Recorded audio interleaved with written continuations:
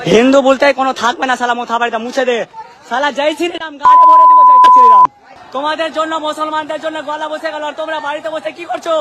তোমরা মুসলমান না, তোমরা আসো না মাঠে, মাঠে আসতে কি হচ্ছে? ভয় কিসের ভাই? তোর বাপের জমি জানি তুই ধাক্কা দিবি না। পুলিশ যদি তার বিরুদ্ধে ব্যবস্থা না নেয়, তাকে প্রয়োজনে রথবাড়ি মোড়ে নিয়ে এসে ন্যাংটা করে কান ধরে উঠবোস করার ব্যবস্থা।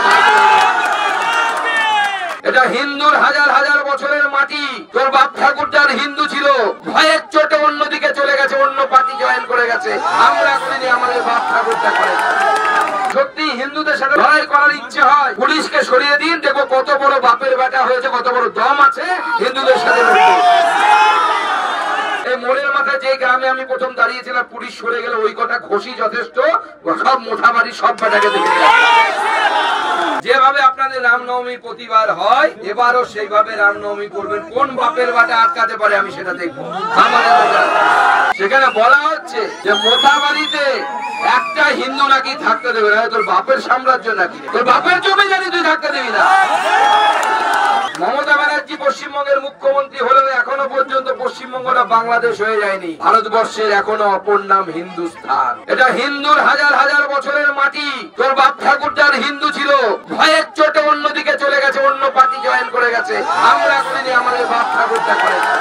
তাই এত সাহস দেখাতে আসবে না, যদি দম থাকে। আর যে ছেলে এই কাজটা করেছে, আমি পুলিশকে পরিষ্কার বলে দিতে চাই, পুলিশ যদি তার বিরুদ্ধে ব্যবস্থা না নেয়, ভারতীয় জনতা পার্টি জানে তার বিরুদ্ধে কি ব্যবস্থা নিতে হবে। তাকে প্রয়োজনে রথবাড়ি মোড়ে নিয়ে এসে ন্যাংটা করে কান ধরে উঠবোস করার ব্যবস্থা। ভালো কথা বলছি, এখনই পুলিশ চাইলে ব্যবস্থা করি। হিন্দুদের দেবতা ভগবান শ্রী রামচন্দ্র আমাদের সকলের শ্রদ্ধেয়। কি দোষ হিন্দুদের? মসজিদের সামনে দিয়ে ভগবান রামের বিসর্জনের যাত্রা গেছে। কিসের আপত্তি তাতে? আমরা তো সকাল বিকেল মালদার মানুষ যারা আছি, সকাল বিকেল তো মাইকে আল্লাহু আকবার শুনি করে, আমাদের তো কোনো অসুবিধা হয় না। আমাদের তো ধর্ম চলে যায় না, আমাদের তো জাত চলে যায় না, আমাদের মন্দিরের উপর দিয়ে তো আল্লাহু আকবারের আওয়াজ যায়, তাতে আমাদের তো কোনো অসুবিধা হয় না। তাহলে মসজিদের সামনে জয় শ্রীরাম বললে আল্লাহর ধর্ম জয় চলে যাবে কেন? আমরা সেটা বুঝতে পারছি না। মুসলমানের ধর্ম জয় চলে যাবে কেন? মমতা বন্দ্যোপাধ্যায় চাইছেন কি? আজকে মালদাতে এই ঘটনা ঘটেছে বৃহস্পতিবার, গতকাল রাত্রিবেলা 12:30 1টা নাগাদ। আমি তখনও ঘুমোইনি। আমাকে মুর্শিদাবাদ থেকে ফোন করলো আমাদের পার্টির লোকেরা। নওদা বলে একটি জায়গা আছে, সেখানে হিন্দুদের দোকান পুড়িয়ে দিয়েছে। কয়েক বছরে বেলডাঙ্গাতে কার্তিক লড়াই হয়, আপনারা জানেন, বিখ্যাত কার্তিক পুজোর দিনে। কার্তিক পুজো যখন হয় তখন আমি মনে করি যে সব মুসলিম হয়তো এরকম নয়, কিছু জিহাদি মুসলিম আছে যারা এই ধরনের মানসিকতায় বিশ্বাস করে। তাদের যদি সত্যি হিন্দুদের সাথে লড়াইয়ের উপর প্রয়োজন হয়, লড়াই করার ইচ্ছে হয়, পুলিশকে সরিয়ে দিন, দেখো কত বড় বাপের বেটা হয়েছে, কত বড় দম আছে হিন্দুদের সাথে।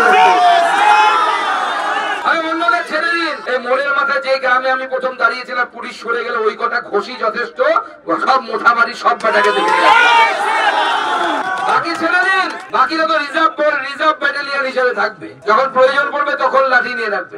আজকে পুলিশের সাহস হয় কি করে যে একটা মোথাবাড়ির বাড়িতে ঢুকে আপনি একজন হিন্দু মহিলার বুকে আপনার র্যাপ গিয়ে লাথি মারছে, পুরুষ র্যাপ হয়ে লজ্জা। একজন মহিলা মুখ্যমন্ত্রী থাকা অবস্থায় একজন মহিলার বুকে লাথি মেরেছে। আর সেই কোন বুকে? যে বুকের মধ্যে হরে কৃষ্ণ লেখা, হরে রাম লেখা, কাঠের মালা আছে, তুলসীর মালা আছে, সেই জায়গায় আপনি লাথি মারছেন। প্রত্যেকটা হিসেব করাই গন্ডাই বুঝে নেবো। আমাদের যে ব্যা করার করবো, ভগবানও ছাড়বে না। যে বুকে লাথি মেরেছে তার পাটা বেশি দিন আস্ত থাকবে না। ঈশ্বরের উপর বিশ্বাস রাখুন। আমরা বলে যাচ্ছি। আর এই পুলিশের বিরুদ্ধে আমাদের মহিলা মোর্চার নেত্রী যারা আছে, আমি তাদেরকে পরিষ্কার বলে দিয়ে যাচ্ছি, আপনারা ওই দিদিকে দিয়ে আজকেই একটা মহিলা কমিশনে কমপ্লেন লেটার লেখা। আমরা এই প্রথম পুলিশ দেখলাম, এই পুলিশ এত ভীতু পুলিশ, এত ভীরু পুলিশ। প্রত্যেকের পুলিশের এখানে নাম লেখা করে একটা ব্যাজ থাকে। আজকে দেখুন সবাই ছেড়ে এসেছে। মমতা বন্দ্যোপাধ্যায় এই পুলিশকে কতটা নপুংসকে পরিণত করেছে যে বাপের দেওয়ার নামটা পর্যন্ত লুকিয়ে রাখতে হচ্ছে। সুকান্ত মজুমদারের নামটা দেখে নেয়, বিজেপি যদি নামটা দেখে নেয়, আর কোর্টে গিয়ে যদি কানমলা খেতে হয় সেই লজ্জায় পুলিশ নিজের বাপের দেওয়ার নামটা পর্যন্ত বুকে নিয়ে ঘুরতে পারছে না। এটা হচ্ছে মমতা বন্দ্যোপাধ্যায়। আমরা মোড়ের মাথায় যে গ্রামটাতে দাঁড়ালাম, সেখানে নাকি পুলিশ বলে এসেছে যে আপনাদেরকে নাকি রামনবমী করতে দেবে না।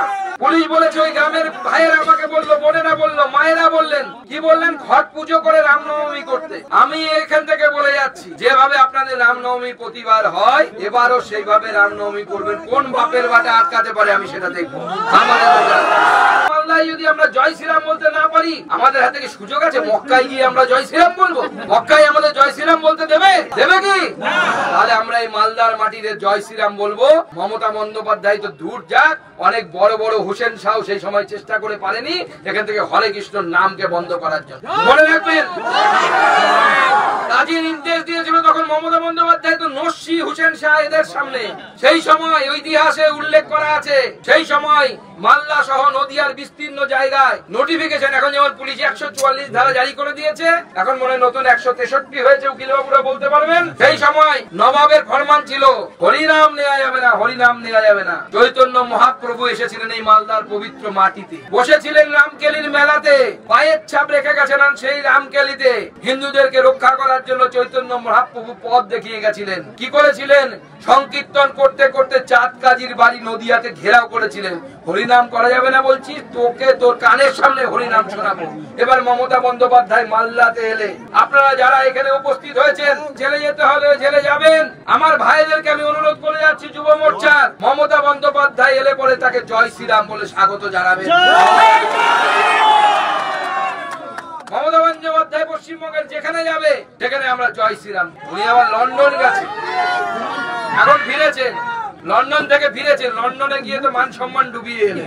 ওখানে গিয়ে উল্টো পাল্টা বলে ইংরেজি বলছে না বাংলা বলছে, আমরা নিজেও বুঝতে পারছিলাম না। ইংরেজি বলতে না পারাটা কোনো অপরাধ না। ভাষণটা লিখে নিয়ে যান, লিখে নিয়ে গিয়ে ভালো করে পড়ুন, নাহলে বাংলায় বলুন, কেউ ইংরেজিতে তর্জমা করে দিত, কোনো অসুবিধা নেই। কিন্তু মমতা বন্দ্যোপাধ্যায় ওখানে গিয়ে লোক হাঁচিয়ে এলেন। আর আজ অব্দি আমি বুঝতে পারলাম, প্রত্যেকবার ভোট আসে, ভোটের ঠিক 1-1.5 বছর আগে মমতা বন্দ্যোপাধ্যায় বিদেশ যান। কেন যান বিদেশ?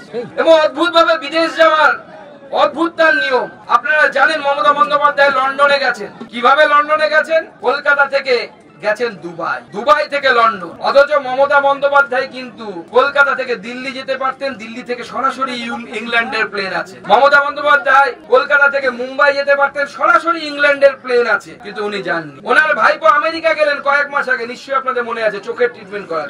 আমেরিকারও সরাসরি প্লেন আছে, মুম্বাই থেকে দিল্লি থেকে গেলেন না। কোথায় গেলেন? দুবাই। বারবার দুবাই কেন যায় এরা? দুবাইয়ে কি আছে? দুবাইয়ে কি ছুপায়? দুবাইয়ে কি লুকায়? এইটা আমাদেরকে খুঁজে বের করতে হবে। এবং প্রত্যেকবার বিদেশে যাওয়ার, ভোটের আগে বিদেশে যাওয়ার কারণ। আর মমতা বন্দ্যোপাধ্যায় যখন ওখানে গেলেন, তখন এখানে শুরু হয়ে গেল আক্রমণ। এবং এই আক্রমণ পূর্ব পরিকল্পিত। তৃণমূলের হিন্দু নেতারা পর্যন্ত স্বীকার করছে ক্যামেরার বাইরে গিয়ে, আমার কাছে খবর আছে। এমনকি পুলিশ প্রশাসনও বলছে এই আক্রমণ পূর্ব পরিকল্পিত। কেন? পোয়ালে আগুন দেয়া হয়েছে মোথাবাড়িতে। কি হয়েছে কিনা? আগুন দেওয়ার জন্য হাতে এক জারিকেন ভর্তি ভর্তি পেট্রোল। আগে থেকে যদি প্ল্যান না থাকতো গোধরা হত্যাকাণ্ডের মতো, তাহলে জারিকেন ভর্তি পেট্রোল কোথা থেকে এলো? এই প্রশ্নটা পুলিশ প্রশাসনকে জবাব দিতে হবে। এসপির পদে বসে থাকা দিদির দলদাস, দিদির চটিচাটা পুলিশ অফিসারদেরকে জবাব দিতে হবে। আর রাজীব কুমার, আমি জানি কলকাতায় বসে উনি আমার ভাষণ এখন টিভিতে দেখছেন, তাকেও পরিষ্কার বলে দিতে চাই, বেশি দিন মুখ্যমন্ত্রী আপনাকে বাঁচাতে পারবে না। আপনার সময় এসে গেছে, আপনাকেও জেলে যেতে হবে। আর কি বলছে, একটা হিন্দুকেও থাকতে দেব না। মুখে কি অকথ্য ভাষা, ভগবান রামচন্দ্র সম্বন্ধে এত বড় বড় কথা বলছে। আরে তুই ভুলে গেছিস, মালদার মুসলিমরা হয়তো ভুলে গেছে, তোমাদের পূর্বপুরুষ বাবর নয়, তোমাদের পূর্বপুরুষ সত্যি হলে হচ্ছে ভগবান শ্রী রাম, তোমাদের পূর্বপুরুষ। তোমরাও রামের বংশধর, তোমরা কোনো বিদেশ থেকে আসো।